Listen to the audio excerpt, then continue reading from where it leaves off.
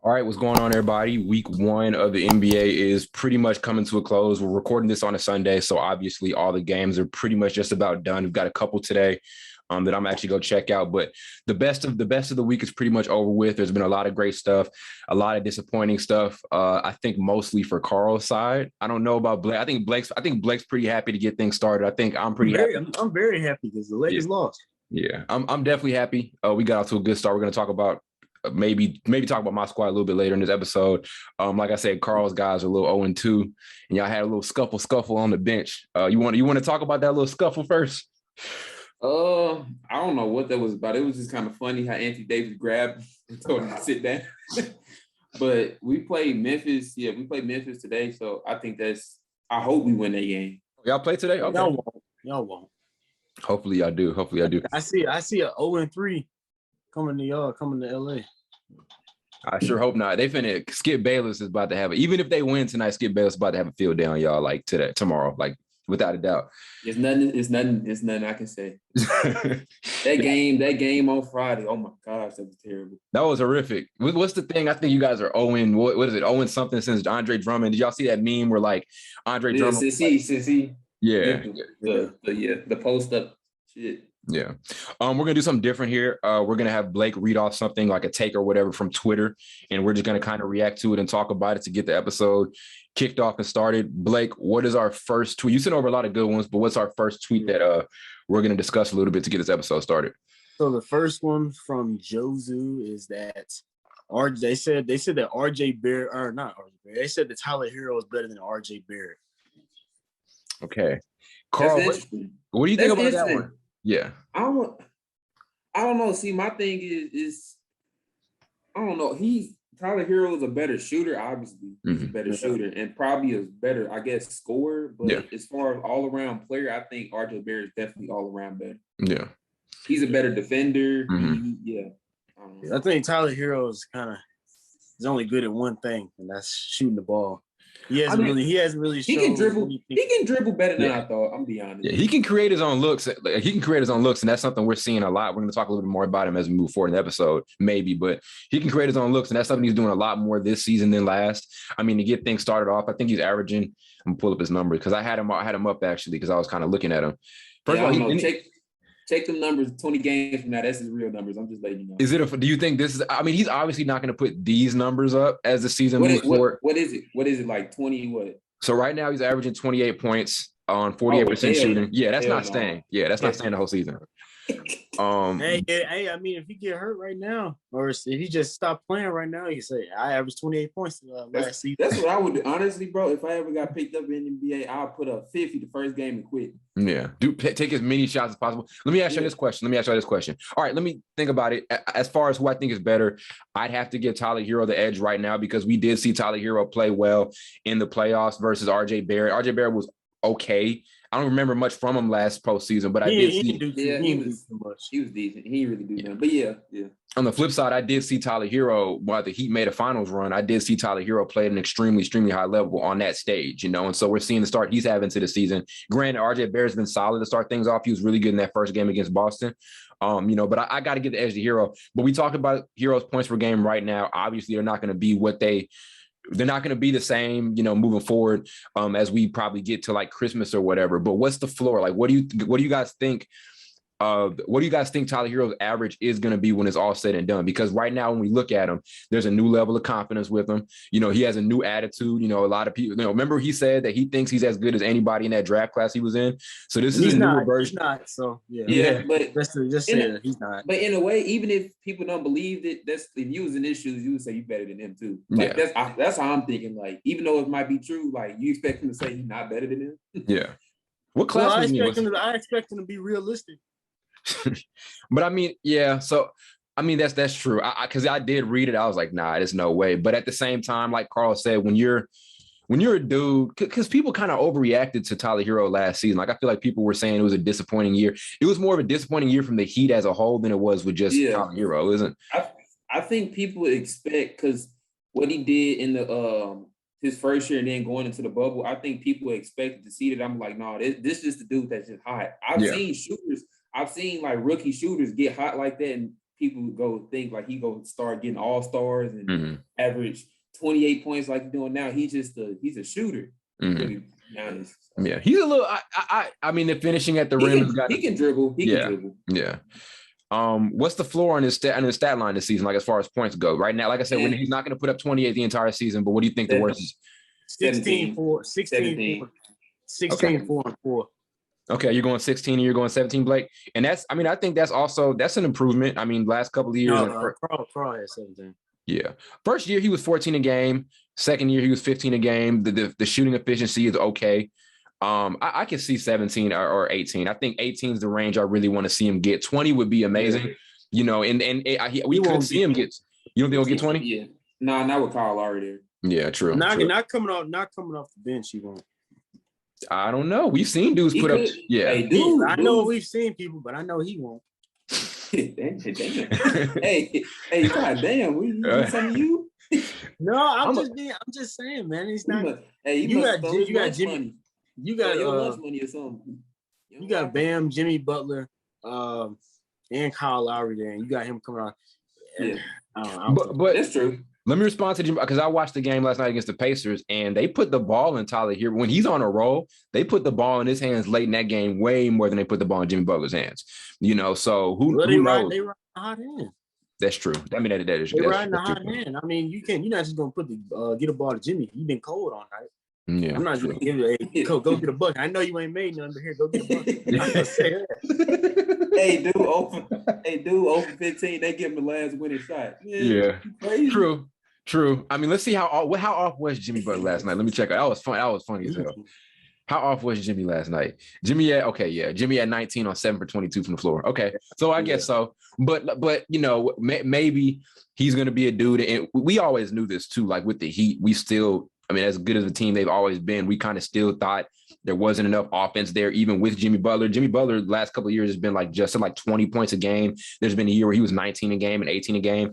So, you know, having another offensive option there, like having Tyler Herro there and putting the ball in his hands a lot more, he can pick up a lot of the scoring slack Jimmy Butler's not going to give you. Because let's be honest, Jimmy Butler isn't like a 25-plus point per game player. You know what I'm saying? He's not always a dude. He did it in the finals.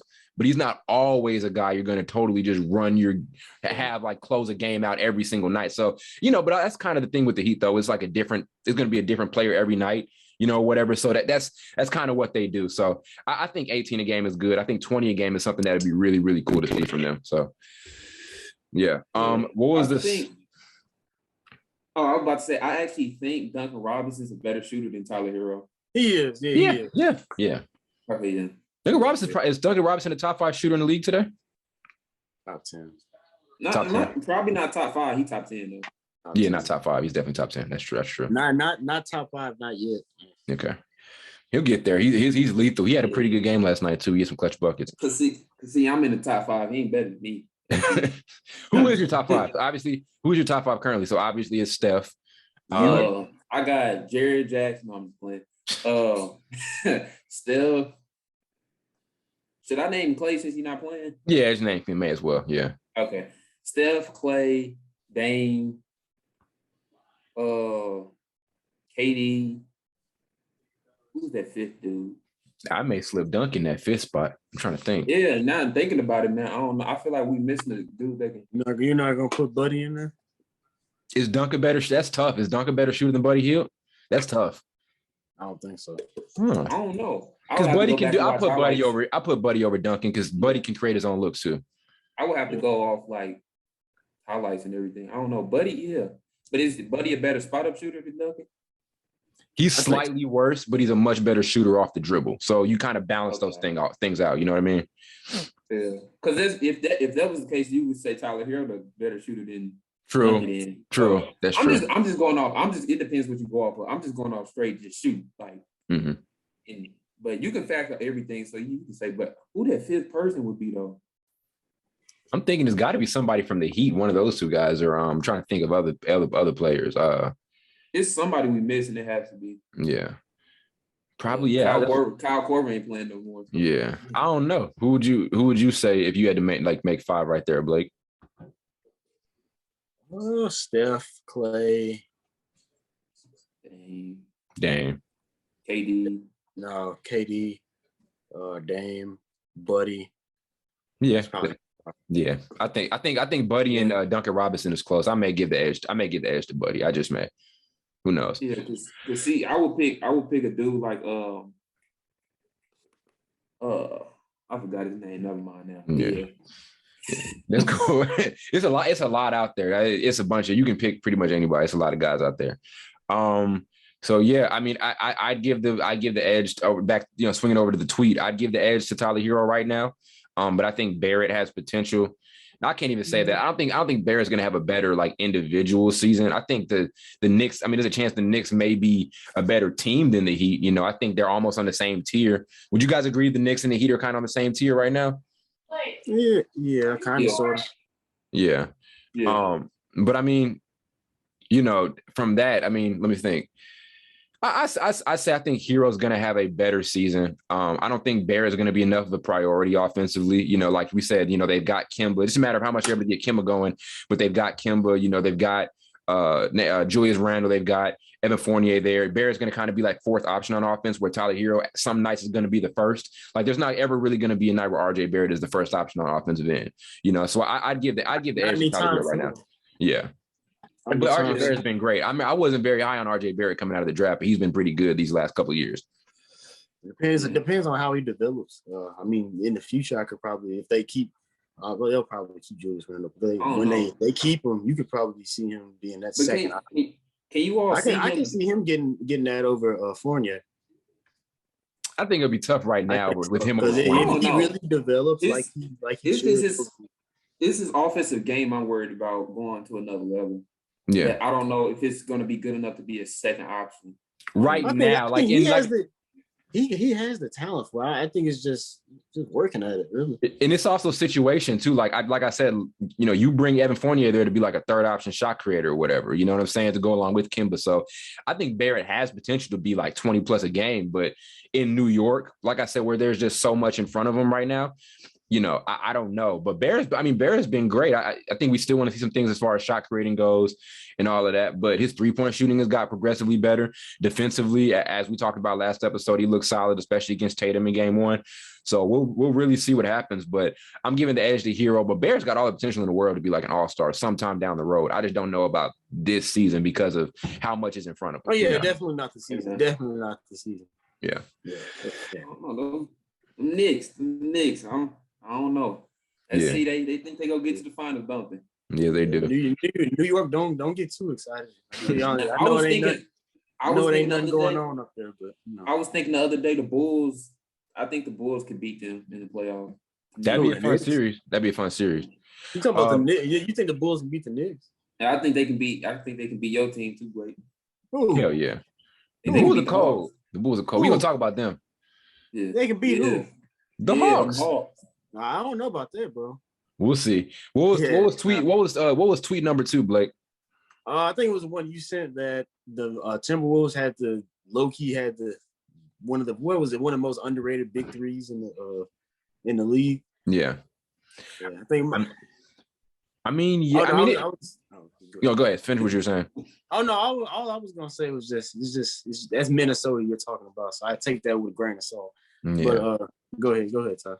I mean, talent-wise, it's all there. Like offensively, all three of those guys are amazing. Like D'Angelo Russell, I always said with D'Angelo Russell, people have kind of always underrated him since he left LA. Like I feel like the spotlight was there for him when he was in LA. Then he got moved away, and then a bunch of different narratives started coming out about him. I think Magic Johnson said something like, "I want a leader" or something like that. So that's kind of what that narrative became. But since then, he's been a pretty good leader, right? Like when he was in Brooklyn, they got first rounded by the Sixers, but he helped them get to the playoffs with the really like subpar roster, and they had decent seeding. Yeah, and he was also an all-star that year, and he's bringing it here in Minnesota. Last year he was unhealthy, but when he is healthy, he's a very, very productive player. And you pair that alongside with Anthony Edwards, who, as we said on our last recording, we want to see him get better as far as efficiency goes. And he's been, we still have things to see as far as this season goes. Yeah, he had a like 9 for 22 or something game the other night, 19 points or whatever. Mm-hmm. But yeah, his efficiency definitely has. But that gets better with time goes. I think he's gonna sooner or later he's going to be that 45 to 46% shooter, which is still good. Yeah, that's amazing. That's amazing for him, especially for like a young scorer, shooting guard or whatever. And then Karl-Anthony Towns, Karl-Anthony Towns, as far as talent goes, is probably as good as any big man in this league. Let's keep it a buck. If you put him in Philly, let me ask you a question. If you put him in Philly, are the Sixers the same team? Think about that. With health, he's relatively a healthier player than Embiid. He is, but I'm just. I think they're the same because I don't think he's gonna change anything because they're both You still gonna need somebody else there. He's not just gonna change it by himself. Yeah, because they're still like the same players types of like. Karl-Anthony Towns doesn't post up as much as he should to be that big, so he's shooting a lot of jumpers. So say if his jumper's not falling, is he really going to be that much of a?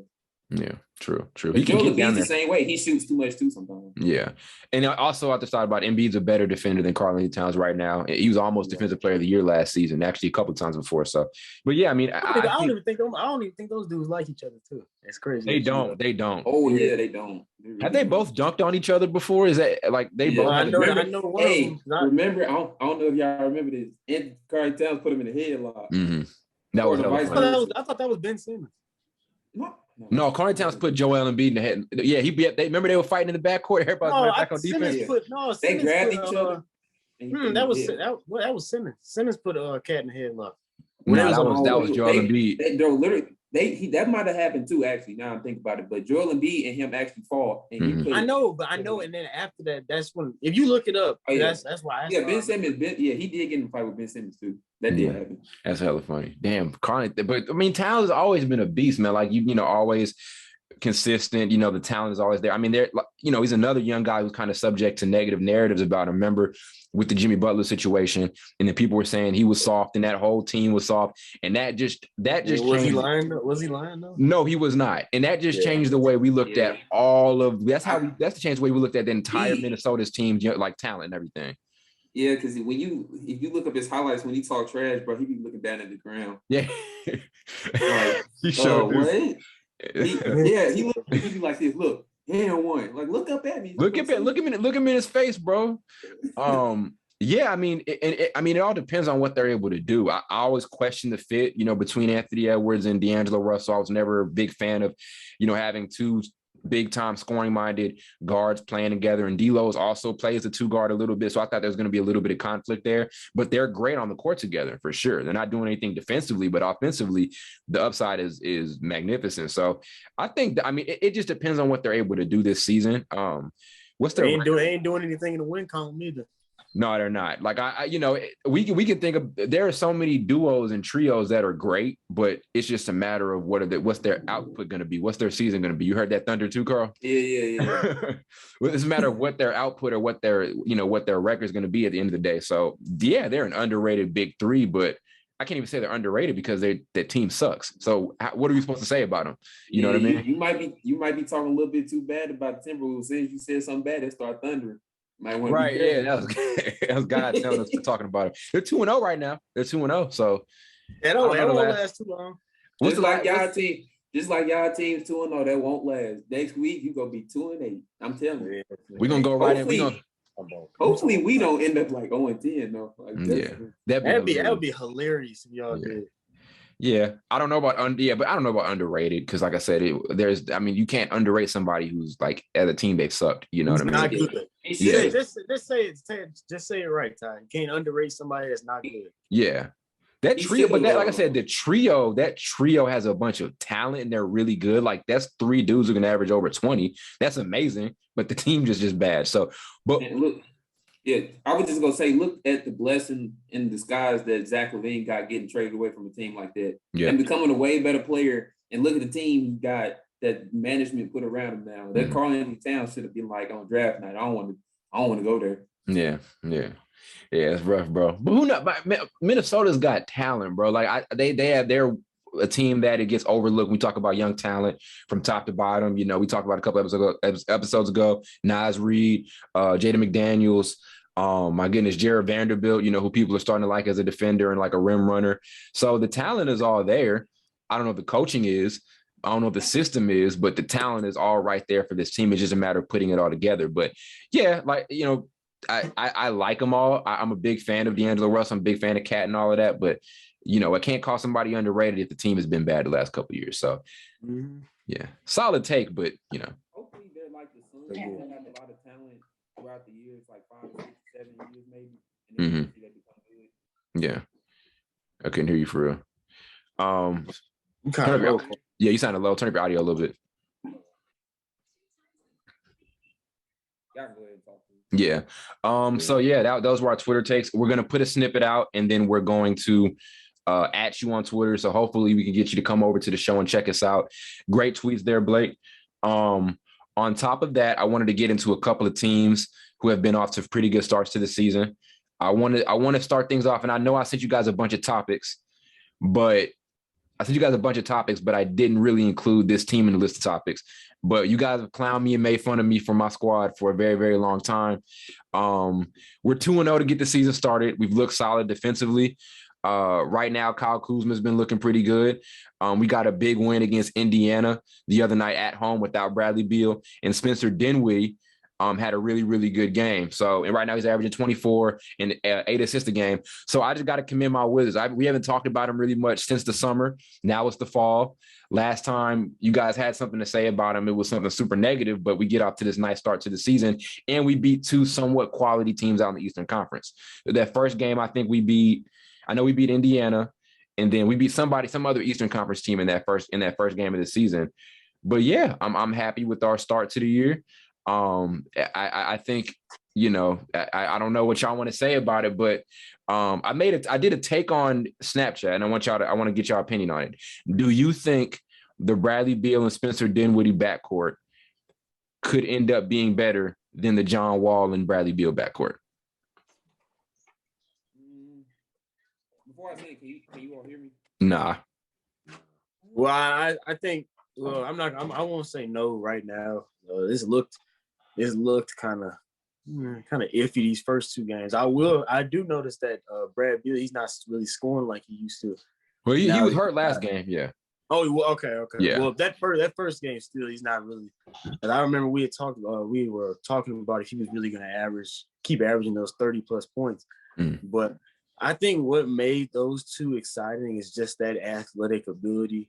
Combining Brad Beal scoring and John Wall, what he did.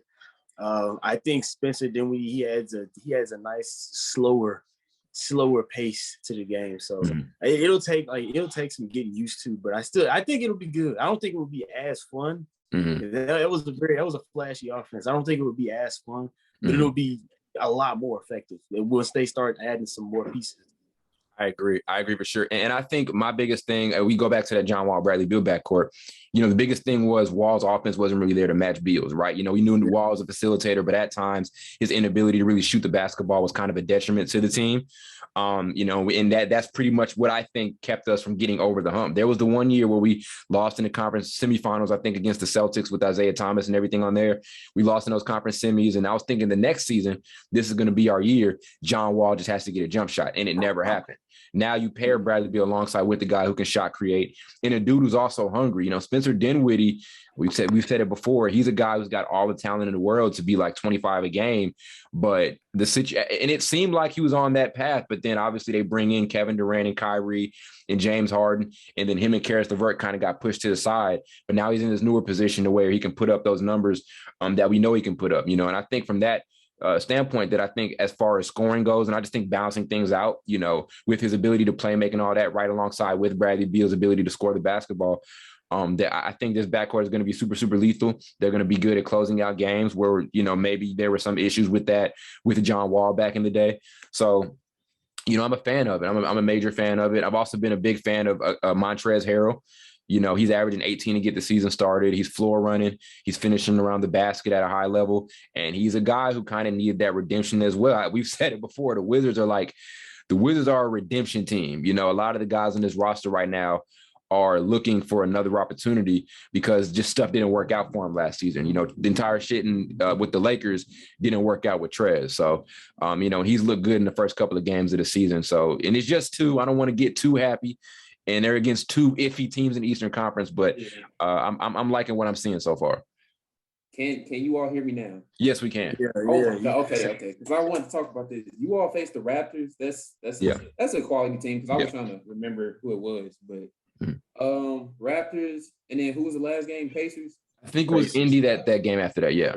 That's 2 quality wins. I'm not saying like they're great, but they're decent. They're good. So you all face. Karl giving somebody credit. That's wild. Yeah. But it's more to come because it's your little tap in reality coming next. You face the Nets. That's a 30-point game right there. You're getting blown out by. But no. Do you remember? Hold up. Do you remember we actually? It may have been the 3rd game of the season where we actually played Brooklyn last year and we beat their ass at home. So we didn't beat their ass. But y'all had rest. But now we got Spencer Dinwiddie and Bradley Beal. And some would say Dinwiddie. Some idiots out there would say Dinwiddie's better than a Russell Westbrook. Let me tell you, your next 5-game stretch is brutal. Like it's very bad actually. It's the Nets, Celtics, Hawks, and Hawks. Those are winnable games. Those are very winnable games. That's the schedule moving forward? Yeah. That's weird. Those are winnable games. You play basically the Celtics twice and then the Hawks twice in the same week. Why don't we just get back to that? Atlanta is not winnable. Don't say that. Those are winnable games. And these next, but I'm glad that we're having these. Early on. We're having. Who do we have after that? Because you just made a face. I mean, I'm not talking about you have the Raptors, Grizzlies, but then you got the Bucks. Yeah. But I'm happy about that because I like getting quality teams out of the way to get the season started because those types of things are telling. You can solve a lot of issues. There's gonna be a lot of exposure with those types of games. So a lot of the issues with the team are going to be exposed, when you go play those high quality teams. So as you move forward in the season, there's just more to learn from. That's what it is. I'm happy. I don't care if we lose 3 out of the next 5 or 6 or whatever. 5 out of the next 5. Yeah, well, that's not going to happen. We'll get a couple. But I'm more worried about getting that stuff out of the way so we can learn and we can just get better as a team and get closer as a team. This group is already very close. They spoke highly about each other, during training camp and all of that. So I'm gonna watch them, and I'm gonna be on the edge of my seat for a little bit because we're not gonna let ourselves just get blown out. I don't see us getting blown out a lot. I don't see us getting blown out way too much this season. But these games are going to be very important for us, and I'm glad we're kind of getting them out the way to get things started. Early on, we're playing teams that we can end up playing in the Eastern Conference playoff series. We're playing them now. We can end up seeing the Celtics or, the Pacers or whatever, in the early part of the playoffs if we end up making it there. So, yeah. That's a big if. Playoffs, that's hey, Karl, that's a big if. No, they can make it, but it's because of that play-in shit. Yeah. That shit. Play it out. Celebrate mediocrity. The 10th seed get a chance to make the playoffs. That's stupid. Mm-hmm. Hey man, you gotta play the game the way the game is given to you. You gotta pay to play, huh? Yeah, you gotta play the game the way it's given. Y'all can. I would like to see, since this animosity between y'all two, I would like to see the Wizards versus the Rockets or something. I want to see that game. I want to see my Wizards. I'm gonna talk so much stuff if we end up beating y'all like twice this week. The Hawks. Yeah, me and him finna talk. Do it. Let's do it. Let's go. But yeah, man, I gotta see this. But like these aren't. They're important. I'm less worried about the wins. I'm more worried about the learning experience. I'm talking like these dudes are kindergartners. I'm more worried about taking these games and then using them as blueprints moving forward. I'm glad we're not getting a bunch of crappy teams to start the season off. We're getting quality Eastern Conference teams. And the more you can get that out of the way, the better. It's kind of like college. When you see guys play the Champions Classic like Kentucky or Duke or Michigan State or whatever, you get to play those quality teams. So you get to learn a lot about yourself as a team. And so moving forward into the season, once you get into conference play, you're better as a group. You're more cohesive and you've been through a lot more. So I'm glad, we end up getting these squads. Like I said, I'm not really worried about the record. 20 games in, especially with us after last season, 20, 30 games in, I'm not worried. Because remember that first half of the season, we were horrible. Remember, I don't remember what record, but it was a horrible record. So I'm not super worried about the absolute start of the season with us. I'm just worried about getting together as a group, learning and everything, and just becoming more cohesive and getting some quality games out of the way. But I'm talking like those old CYC middle school teams. Like you but yeah, I mean it's I also like last season. I've seen really slow starts, and I was stressed out last year. I done seen so much. I ain't really too scared about it right now. You know, we've said it before. It's that All-Star break or Christmas when we're really, really worried about teams and all of that. So I know one comparable, I wouldn't say talent-wise, but I guess season-wise, you saw how slow Phoenix started. Yeah. And then look at what they did. I'm not saying it's gonna happen, but you know, can't really just judge a team just off of 10, 15, 20 games. And I'm trying to avoid that as much as possible. It's hard to, but I'm trying to avoid that as much as possible. I know once the Lakers been losing there, I've been happy. Yeah. Last couple of days, I've been so happy. But the thing with the Lakers is this, and this is the thing with the media as well. Everybody accepted that it was going to take a minute for this team to get going. That's what everybody said, and then it happens, and everybody's acting like the world is ending. That's like the craziest thing. You know how the internet, they forget quickly. Yeah. We got some. They want to see, especially the Lakers fans, they want to see results now. Yeah, We got some for them. Yeah, they're going to get it right. They can't be fighting on the bench no more, but they'll get it right. We can fight on the bench as long as we win. It's because we lost. That's why they care about it. But no, you mentioned something. Did you mention something about the winter fall class or something like the NCAA, like college basketball? Or am I tripping? I said something about I made the point about the Champions Classic to just make the point that it's good to get quality games and you know, up front, you know, to get better. Because I said that to say this. I just wish, I know this is random. I just wish they went back to having them games on the boat. You know what I'm talking about? Oh yeah, bro. Those what are those games called? Not they weren't the Champions Classics. They were called it's like an Army-based game. Yeah, those games were hard. Remember, but the NBA was thinking about like doing the Nets versus Knicks like outside or something like that. That'd be hard. That'd be hard as hell. They should, but they got to put some padding on them, of course, because that's concrete. Yeah, I mean, that's gonna be a hell of a. As much as dudes get fouled, they gonna be going home with some burns and cuts on their legs. That's gonna be a game. That's gonna be a game that Kevin Durant and James Harden are definitely not gonna play. You know what I'm saying? There were a couple other players out there, or there's a team. I mean, the Bulls. I mean, I think that was a team all of us were the most excited for. Karl said this team was going to be something to watch, like in transition and all of that. And when this team plays defense and they get out on a run, I'm seeing flashes. I'm not saying they're Showtime Lakers, but I'm seeing some flashes there. They probably had the best transition highlights so far throughout these first few very minuscule amount of games. But the Bulls are very fun. What are your like super early on reactions to this Bulls team so far? I'm excited about what I've seen from them, but keep in mind they only played the Pistons, and then I think the other game was Pelicans. So it's like those are three bottom tier teams. Yeah. Like, and Zion wasn't obviously playing for the Pelicans, so that's Cade wasn't there for the Pistons. Yeah. I want to see them face a team like the Bucks. I'm pretty sure they probably facing some good Eastern Conference team like the Bucks or Heat soon. So I want to see them face one of those teams to see how they play against them. Yeah, very true. Very true. They get the Raptors next. So that's going to be a pretty good one. Then they get the Knicks. Then after that, they get the Jazz. So Knicks and Jazz is going to be Knicks and Jazz. Well, even Raptors too. Yep. So they should beat them. And as the point we just made, it's great to get those wins or those games out of the way early on. So when you meet these teams later on, or let's say you end up meeting them in the playoffs, because the Knicks and who's the other team? The Knicks and Raptors. Those are two teams you could potentially end up seeing in a playoff series. Utah gonna be a good one. That's gonna be a good game. Is it in Utah or in Chicago? I think it's in Utah, and that's going to be a great challenge for this team defensively as well. You know, obviously they've been good defensively to start the season off, especially Lonzo and Alex Caruso. When those guys are on the court together, they're amazing to watch on the defensive end. You know, but they haven't had much to defend right now. Karl mentioned the Pistons didn't have Cade. You know, the Pelicans didn't have Zion Williamson, so there isn't much for them to play defense right now. But you know, you talk about these games moving forward, especially Utah, who's one of the most advanced offensive teams in the entire league. That's going to be a big challenge for their defense right now. That was an area of focus for a lot of people moving into the season was, you know, how good are they going to be on that end of the floor? So I'm glad to see, you know, I'm going to be happy to see what they do these first couple of games or these next couple of games.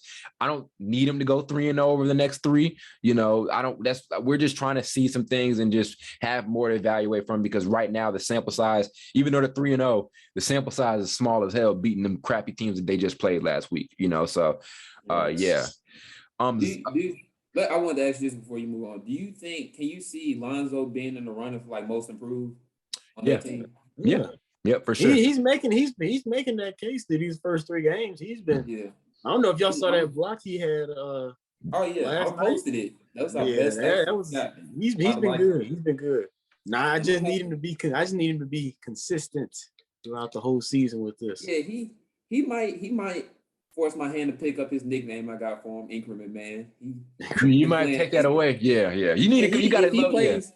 If he plays consistent and they don't always do that thing where in the last 5 games he did shot 40% from 3. We'll tell how he shot the previous. Just give him the reins to the offense and watch it go up. Yeah, he'd be good. His confidence looks amazing. You know what I mean? Like I remember that was a major issue with him in his rookie year was we didn't know how confident he was and he just looked uncomfortable. Even when LeBron got there, just never felt like, we talk about it. It never felt like in his first couple of years, Lonzo was able to really be his true self. And there's still some questions about it right now. He's doing a lot of off-ball stuff and the assists aren't as high as we thought, even though it was early, but his first couple of years, he just never really got to be the Lonzo that he wanted to be. Last year with Eric Bledsoe, you were basically playing as a combo guard. That's not his game at all. But now he looks comfortable. As I mentioned a couple minutes ago, this team, when they play defense and they get out on a run, there are few point guards as good in fast break as Lonzo Ball. When he's able to get out there and run and play transition offense, with guys like Zach LaVine or DeMar DeRozan or even Alex Caruso or like a Derrick Jones, they're dangerous. He's very dangerous in those types of situations. Especially those high flying. Man, yeah. I mean, seriously, he had himself a lob to Caruso. He had a really nice pass in that first game, I think, for a Javonte Green dunk. So when he's able to get out there and transition and run, it's over with. And I just love to see his confidence. I love to see how much he's grown over the last couple of years. He's just letting the jump shot go. Remember how passive he was in year one? It was all the way over here. Yeah, now it's like confidence bring you a long way. It does. And it's great to see that from him, and hopefully he keep it going, but he got himself a triple-double, So for Carl's question about most improved, I can see it. I think the point total is going to have to get within like 16, 17 a game. Yeah. And assist. I can see that happening, but I can see like other players like a Jared Jackson averaging more points actually and getting near 20 and him probably getting that because when they look at most improved, they look at points the big points increase is a big deal. That's probably the biggest one. Yep. That's because I was telling you last year with Julius Randle and who's the other person we was talking about last year could have won most improved? Jeremy Grant. Yep. Jeremy Grant. Yep. Jeremy Grant. Because I was like, if you look at point increase, like that's a big deal how they do it. Because it wasn't that crazy to think Jeremy Grant could have won it. Like right at all. Remember Knicks fans were they were killing Carl on IG because he dared to say Jeremy Grant could win most improved. They was basing it off of like Julius Randle took his team to the playoffs. Where if you switch those teams, I'm not sure he's probably not making the playoffs with the Pistons. Come on, be serious. Yeah, like that was all Tibbs, bro. I give Randle credit, but a lot of it was Tibbs. Yeah, it was Tibbs definitely helped that team out because like if you put Jeremy Grant on that Knicks team too, I'm pretty sure they would have made the playoffs. I think. Yeah, I think so. They probably would have been a little worse.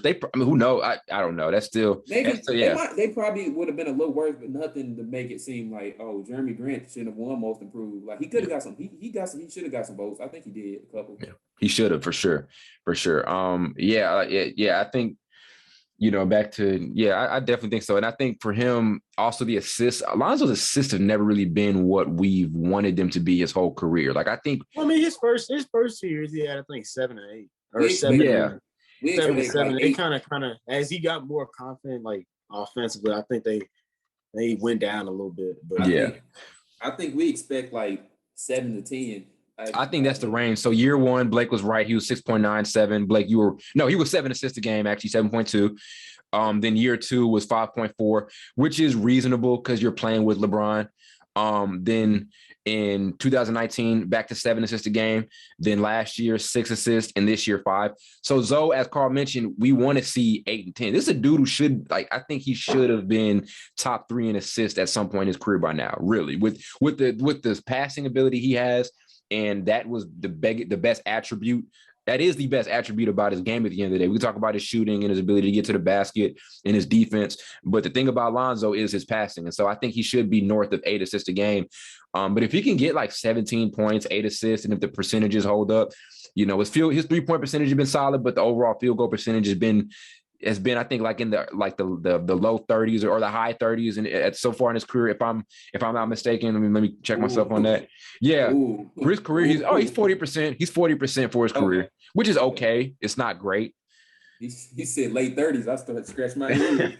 Late 30s, but yeah. I think some of it probably has to do with who he has around him too. Mm-hmm. Yeah, he didn't in New Orleans. Well, LA that first year was kind of, and then when LeBron got there, I didn't too much like that pairing because of how ball dominant LeBron is. Yeah, and then going to New Orleans, you got So I think this is probably the best set of teammates he's had so far. Oh, that's not this is the best set that he's had in his career. I think this is what he needed. Yep. Especially when he first got drafted. I think it would have been better. I kind of think it would have been better if he had went to the Celtics. Oh yeah. It would have been because they would have it probably would have been better. But, now question. Not trying to get him. Question. At that time, IT was there, but IT was hurt, right? Yeah. Then they traded IT that offseason. So 17, 18.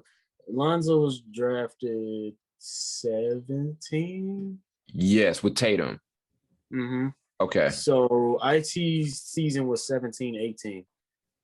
Do you think of Kyrie? I mean, and the reason I ask is because we've seen Kyrie play off ball and play as a quote unquote 2. Sometimes we saw him do it last season in Brooklyn. He's better. I think he's way better. He should be a 2. Yeah. Do you think Kyrie and Lonzo would have been a dope backcourt? I'll have to see it. Yeah. Honestly, I don't know. Kyrie is so, ball. He handles the ball too much. Yeah, he handles the ball too much. Mm-hmm. He handles the ball like a point, but he's just, I don't know. You really can put him as a kind of a combo, really. Between he doesn't really have that passing, but scoring ability. He's more so. Yeah. He handled the ball like a point, but he shoot like shooting guard. Yeah. Does. So it's You run an offense through him, pretty much same way you run an offense through any shooting guard in the NBA. But yeah, on top of that too, I think with Chicago, you have to commend how early on the season they're top 10 in 3-point percentage, and they've been able to do that while still getting DeMar DeRozan comfortable. DeRozan's still shooting the same percentage from 3 that he's been the last couple of years, which is not good. But he's still able to get in the mid range. You set him up. He said he's still been shooting that 7. It's not good though. Yeah, but he's still been able to get into the mid range. He's still being very effective, and he is the second lead scorer for this team throughout the first couple of games. So kudos to Billy Donovan for managing the lineups. Being able to.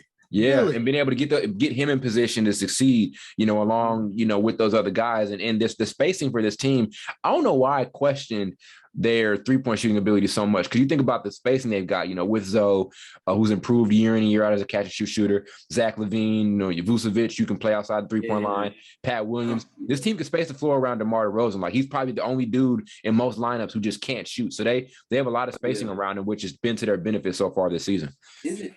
Isn't that weird that he's a great mid-range shooter, but 3-point, it just that's always been weird to me. It's just like I compared it with Devin Booker. Devin Booker's a great mid-range shooter, but when you go out to the 3-point line, he's like an average kind of 3-point He's shooter. Better. Okay, he's like a Luka. I mean, Devin Booker, he was knocking him down when he needed to. Devin Booker's a better 3-point shooter than DeRozan, but I'm just saying it's weird that mid-range shooters aren't as good as shooters they are in the mid-range as 3-point. I guess it's distance, but it's distance because It's distance because your mid-range percentage. First of all, Blake has mentioned mid-range. The mid-range game is rare right now. It's coming back, but it for a minute it was kind of rare. But your 3-point percentage is going to be a little worse than your mid-range percentage because it's just a longer shot. Booker's a great 3-point shooter. He's the kind of got the Luka complex where you talk about all the time, Carl, where Luka shoots at a worse percentage than what. But Booker's a hell of a shooter. He's got like a 3-point contest championship. He is, but like if you look at his percentages, it don't match up with his mid-range because like his 3-point has been like 32, 33. The way he shoots, you expect to be near 40. Yeah, I think him and DeRozan are different because I think with Booker overshooting it from 3 could be a thing. You know what I mean? It's not at all that he can't shoot. I think especially like those first couple of years when he didn't really have anybody and Phoenix with him, he really over.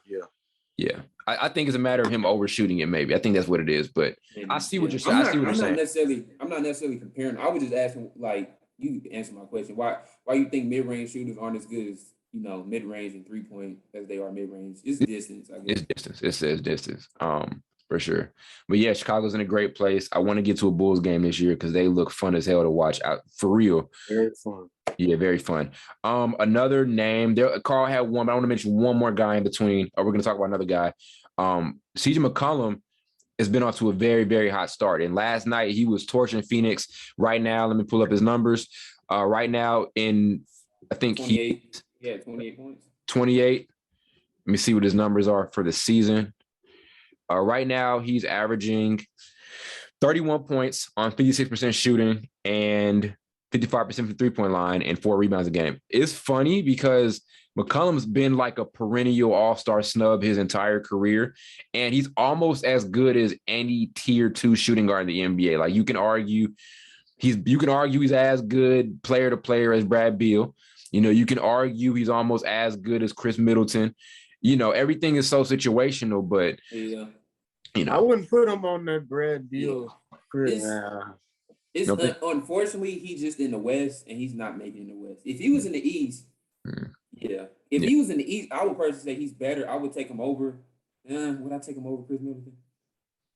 I asked y'all that. I said, would y'all if CJ McCollum was on that team? I think until Chris Middleton showed me some good stuff last year playoffs. So based off that, I'm gonna take Chris Middleton. But before Chris Middleton played good in the playoffs, I would have taken CJ McCollum.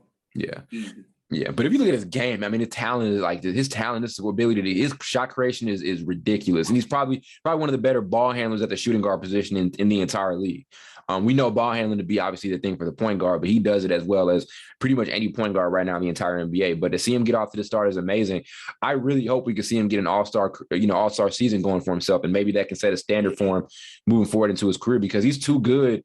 He's too good to end up being a player who has no all-star appearances. We've seen guys like that before. Yeah, and maybe, I hope that does end up being him. Yeah, maybe gets traded somewhere down the line. Yeah. Who knows? With the way this boiling over is Dame will get traded and somebody else will get traded. Yeah. So maybe if he gets traded, that's going to benefit him going to the East if that's where he goes.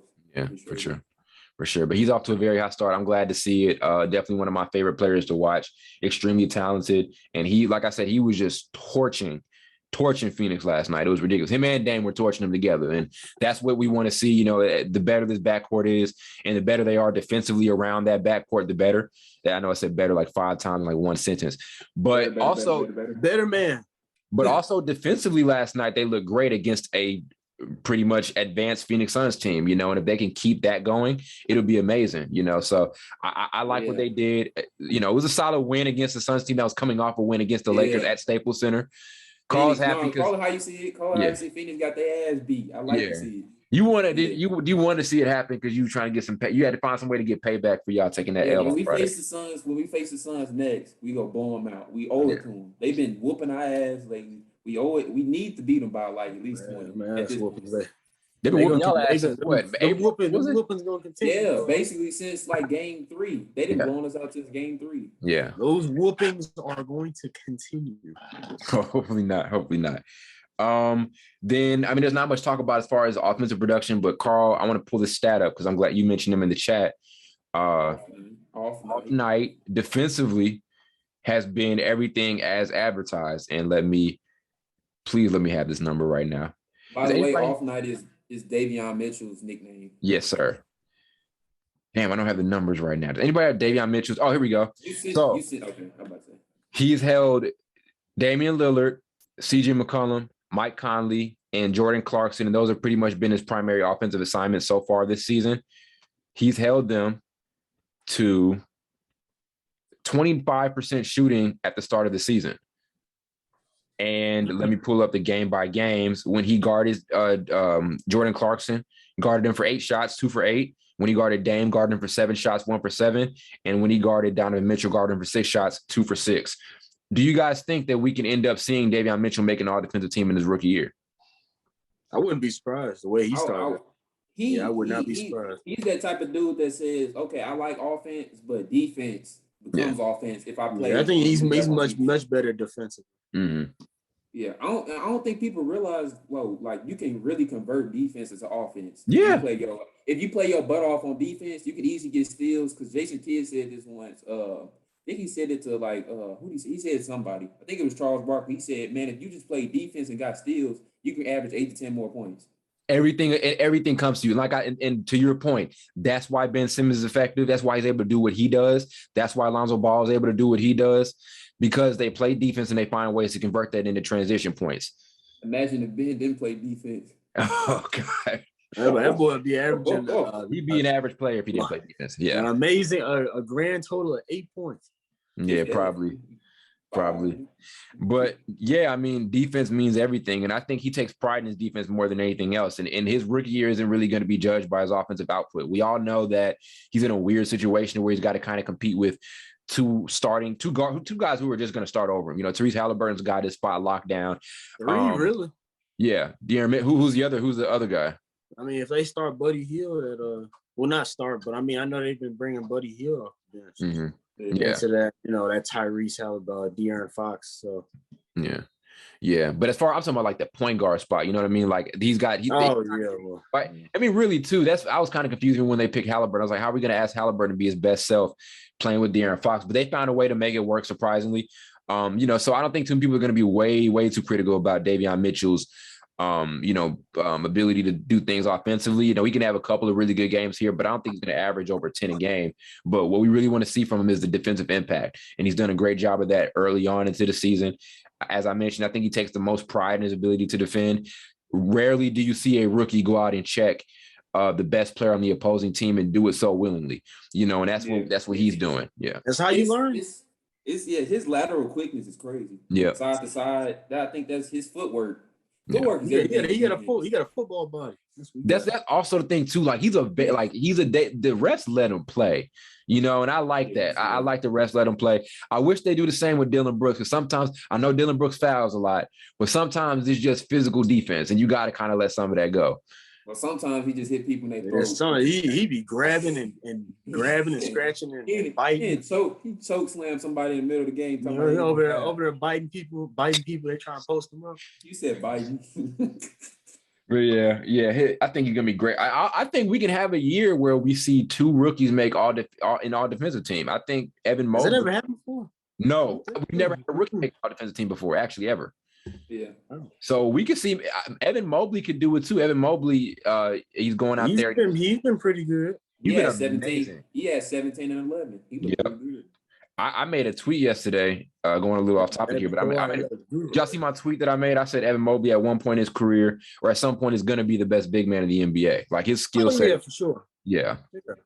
Defense, scoring, all that from every single of the floor. Who right now, I know this is stupid. This is the dumbest question probably. It's no dumb question, Carl. If the season ended today, 2-game season, who is your rookie of the year? Yeah, I put that tweet out. Who's the most impressive so far? I don't know. You choosing Evan? My boy. Either Evan Mobley or it's between him and Duarte. It's close to Chris Duarte. I'll give Mobley. Scotty's up there. He had a nice.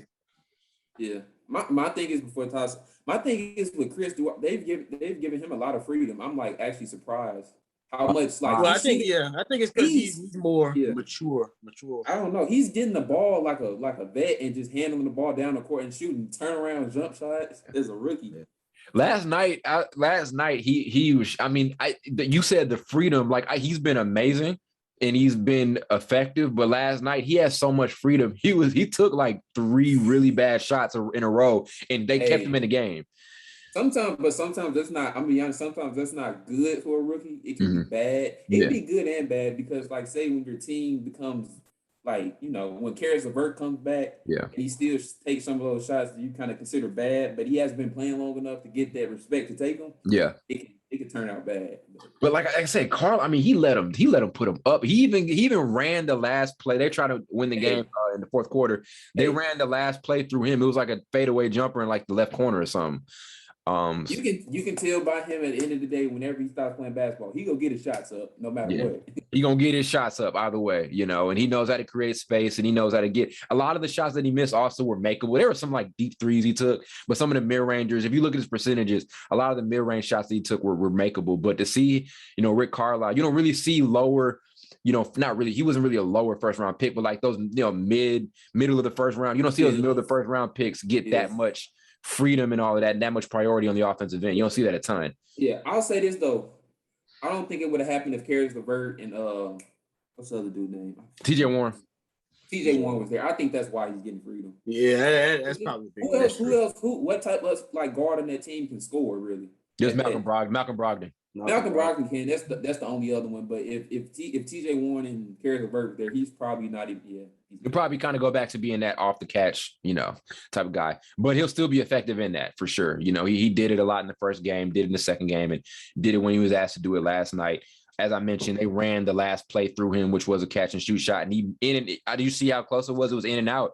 But yeah, you don't really see coaches have that much confidence in their young guys this early. But it's close between him and Mobley. I'll give Mobley the edge because I'll give Mobley the slight edge because I like his all around production a little bit better. But Duarte's been amazing, and Scotty Barnes has been great as well. Scotty Barnes is taking 25 and 14. Yeah, he's taking second game. Yeah, he's taking some jump shots too. He's taking a couple mid rangers too. So yeah, and he's a hell of a passer.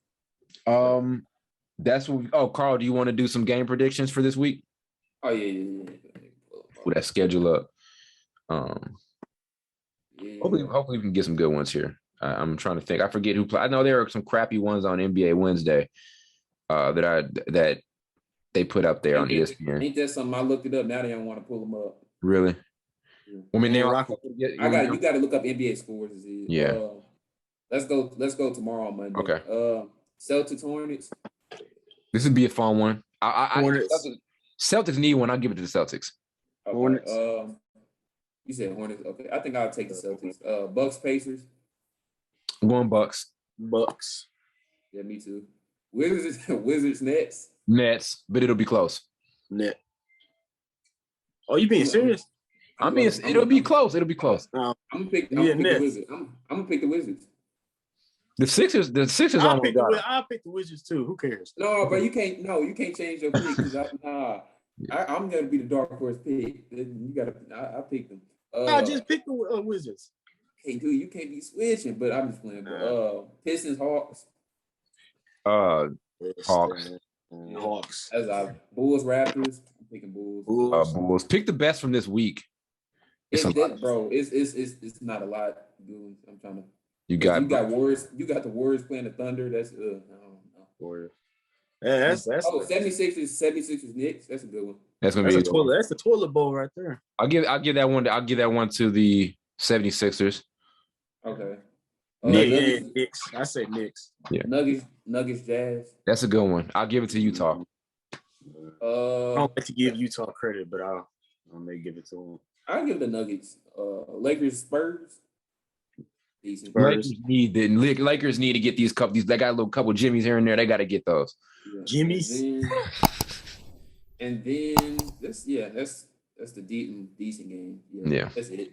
Yeah. Okay. Some solid ones coming up. And definitely, as we mentioned earlier in the episode, it's going to be a telling next couple of days for a lot of teams. Not anything is going to make or break them, but we'll learn a lot from certain teams as we move on throughout this week. That's what we got. Next episode is going to be out on Friday morning. And we will see you guys next time. Peace.